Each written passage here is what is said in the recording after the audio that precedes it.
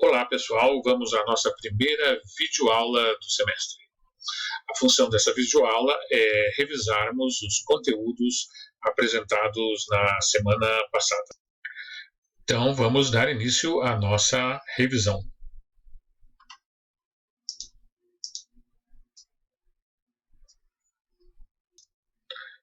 Nós vimos que o átomo é composto de 3 partículas: prótons, elétrons e nêutrons.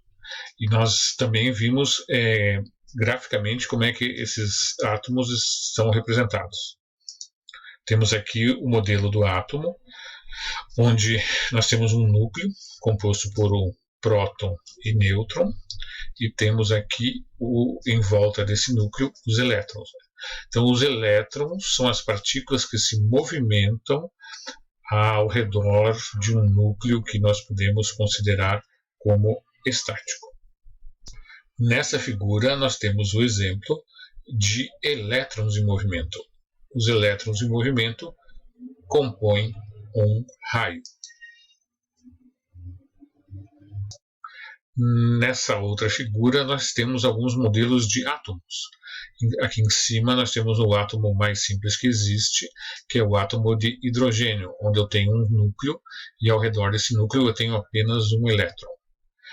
Aqui embaixo eu tenho um átomo de hélio, onde vocês já podem observar um núcleo composto por 2 prótons e 2 nêutrons, e para manter a soma da carga do átomo neutra, eu tenho a necessidade de 2 elétrons orbitando ao redor desse núcleo.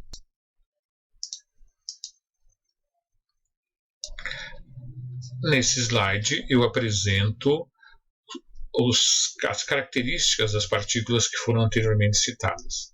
Vocês podem notar que o próton tem uma carga positiva e essa massa aqui.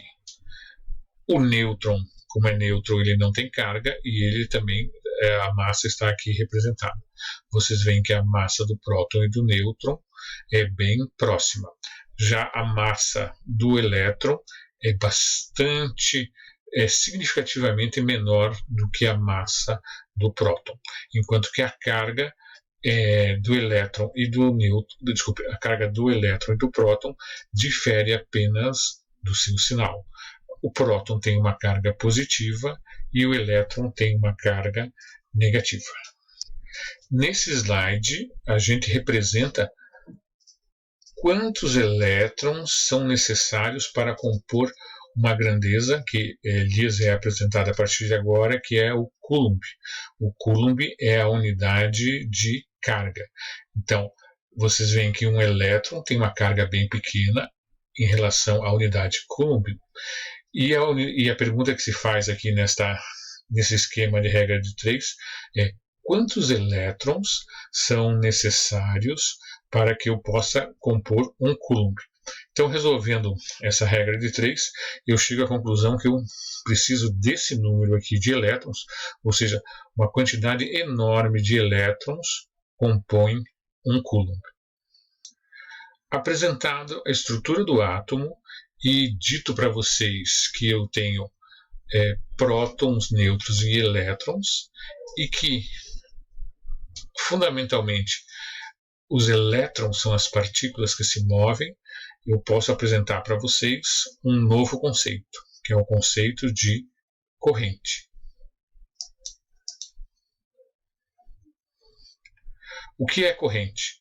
Corrente nada mais é do que carga em movimento. Então, nesse diagrama, eu tenho carga andando da esquerda para a direita.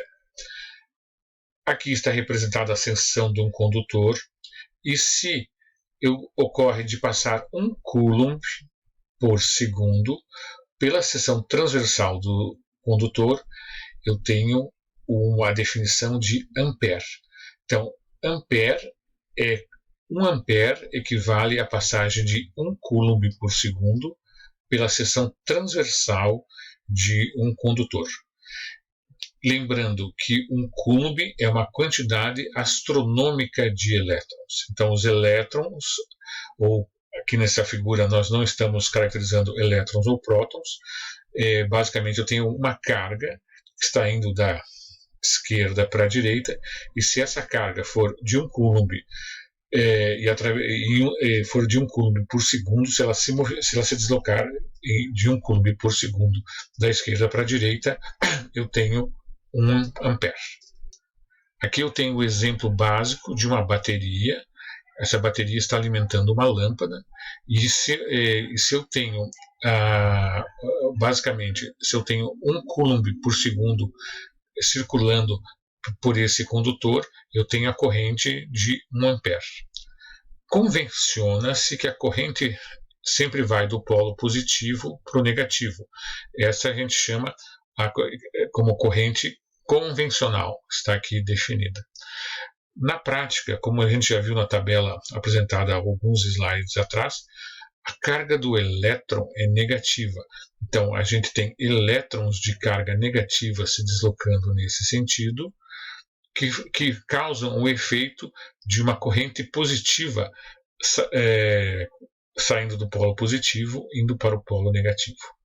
Aqui está o plano imaginário, e você é como se fosse um destaque dessa seção aqui, onde os elétrons se deslocam numa direção, mas por terem carga negativa, eles geram o efeito de uma corrente que estivesse saindo do polo positivo da bateria.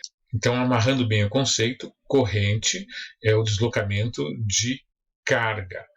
E, conforme a gente já discutiu, a carga ela se desloca utilizando os elétrons. Né? Os elétrons são as partículas móveis dos átomos, que estão representadas aqui. Se eu tenho uma corrente convencional da esquerda para a direita, eu tenho elétrons se locomovendo da direita para a esquerda. Acontece que esses elétrons têm carga negativa. Por terem carga negativa, eles geram um efeito de uma corrente que se move da esquerda para a direita. Assim sendo, nessa figura, eu tenho 3 amperes representados indo da esquerda para a direita, que é a mesma coisa que menos 3 amperes indo da direita para a esquerda. Então, a corrente, geralmente, ele é designada pela letra I, e ela, o que a corrente mede? Ela mede a variação de carga por segundo, ou seja, quantos coulombs atravessam uma seção vertical do meu condutor por unidade de tempo. A corrente sempre deve ter uma direção e uma magnitude, ou seja, eu tenho a magnitude da corrente é indicada por esse número, e a sua direção é pela ponta da flecha. Né? Então, essa corrente aqui, 3 amperes, é exatamente igual a essa corrente de menos 3 amperes. Essas correntes, então, toda corrente deve ser indicada por uma direção e uma magnitude. Você deve estar pensando qual é a força que faz com que apareça a corrente. Então, a força que faz com que apareça a corrente é a tensão. Tensão é a força que coloca os elétrons em movimento. Então, o exemplo mais básico é a gente conectar uma lâmpada a uma bateria. Então, eu tenho aqui a bateria. Convencionalmente, a corrente sai do polo positivo para o negativo, fazendo com que a lâmpada acenda. Aqui eu tenho a repetição da situação, só que com baterias com tensão diferente. Né? Então, a função dessa figura é demonstrar que uma tensão maior de 9 volts para uma mesma lâmpada, a lâmpada que está submetida a tensão maior vai ter um fluxo maior de corrente, vai passar por uma corrente maior, e ela vai iluminar mais. Então, aqui eu tenho um desenho que é para vocês não esquecerem. Eu tenho duendes atirando águas marinhas de um precipício. Então, é para simbolizar. Quanto mais alto o precipício, maior é a tensão. Então, maior é a energia potencial. Os duendes que jogam suas águas marinhas aqui de cima, eles geram um transtorno maior aqui na água aqui embaixo. Já os duendes que lançam as suas águas marinhas de um precipício menor gera uma menor perturbação aqui embaixo. A altura do precipício ela é uma analogia com a tensão. Maior tensão, maior a capacidade de gerar trabalho ou gerar efeito. Menor tensão, menor a capacidade de gerar trabalho ou gerar efeito.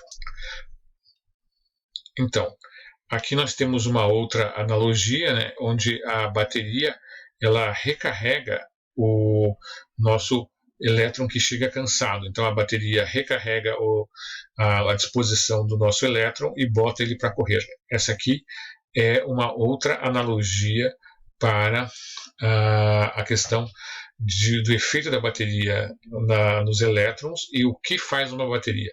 Então a bateria ela é a força que faz com que os elétrons se desloquem ou, consequentemente, que as cargas se desloquem.